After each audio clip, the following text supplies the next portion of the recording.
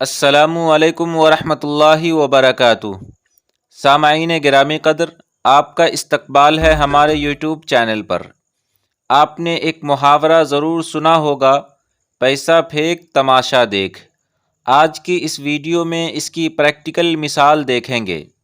اگر آپ social media سے تعلق رکھتے ہیں تو آپ نے مشہور بدنام زمانہ، گستاخ رسول، گستاخ صحابہ، بد زبان محمد علی مرزا کا نام ضرور سنا ہوگا۔ یہ شخص مذکورہ محاورہ پر بالکل فٹ بیٹھتا ہے۔ اس سے پوچھا گیا کہ حضرت معاویہ رضی اللہ تعالی عنہ نے کیا حضرت حسن رضی اللہ تعالی عنہ کے جنازے پر تیر چلایا؟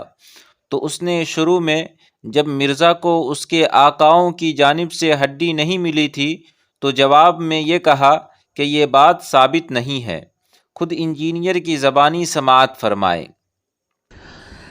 امیر معاویہ کو رضی اللہ تعالیٰ کیوں کہتے ہیں؟ حالانکہ انہوں نے امام حسن کے جنازے پر تیر چلوائے۔ نبی علیہ السلام نے فرمایا جس نے میرے اہل بیت کو دکھ پہنچایا اس نے مجھے دکھ پہنچایا۔ یہ امام حسن کے جنازے میں تیر چلانے والی بات بالکل ثابت نہیں ہے۔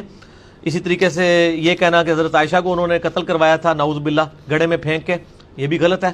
اس مرزا نے ایک ویڈیو میں یہ بھی کہا کہ یزید کو آر بنا کر جنہوں نے سیدنا حضرت معاویہ رضی اللہ تعالیٰ عنہ کے خلاف زبان درازی کی، ہم ان سے بھی محبت نہیں کرتے ہیں۔ بطور ثبوت انہیں بھی انجینئر کی زبانی سنیں۔ اور یزید بن معاویہ کی آڑ کے اندر جن لوگوں نے سیدنا معاویہ رضی اللہ تعالیٰ عنہ کے اوپر زبان درازی کی، ہم ان سے بھی کوئی محبت نہیں کرتے۔ ہم سیدنا معاویہ رضی اللہ تعالیٰ عنہ کے ساتھ محبت کرتے ہیں، اور ان کی جو اجتہادی غلطیاں ہیں وہ اللہ تعالیٰ معاف کرے گا۔ ہم ان کے بارے میں اپنی زبان نہیں کھولتے۔ سامعین، انجینئر کا یہ موقف ان کے آقاؤں کی جانب سے ہدایت ملنے سے پہلے کا ہے۔ پھر ان کے آقاؤں نے ان کے سامنے پیسہ پھینکا تو پھر انجینئر نے تماشا دکھانا شروع کر دیا۔ خود انجینئر کی زبانی سنیں۔ شیعہ میں سے کافی لوگوں کا کہنا ہے کہ حضرت امام حسن علیہ السلام کے جنازے پر تیر چلائے گئے۔ جی چلائے گئے تھے، اس سے بڑی باتیں ہوئی ہیں، تو اس میں سے نکالنا کیا آپ نے؟ نکالنا وہ بنو امیہ دشمن تھے۔ انجینئر کے یہ الفاظ سننے کے بعد اگر اس کے بھولے بھالے اسٹوڈنٹس یہ کہے کہ مرزا کی زبان پھسل گئی ہے تو ان سے دو بات کہوں گا۔ ایک تو یہ کہ اگر بالفرض مان لیں کہ انجینئر کی زبان پھسل گئی، ان سے غلطی ہو گئی، تو کیا اس نے معافی مانگا ہے؟ اگر معافی مانگا ہے تو پھر دکھا دیں۔ اگر اس نے معافی نہیں مانگا تو پھر یہ بات ثابت ہو جائے گی کہ انجینئر نے جان بوجھ کر یہ گستاخی کی ہے۔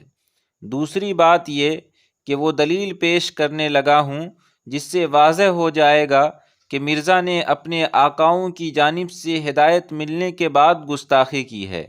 سامعین، خود انجینئر کی زبانی اس گستاخی کو سنیں۔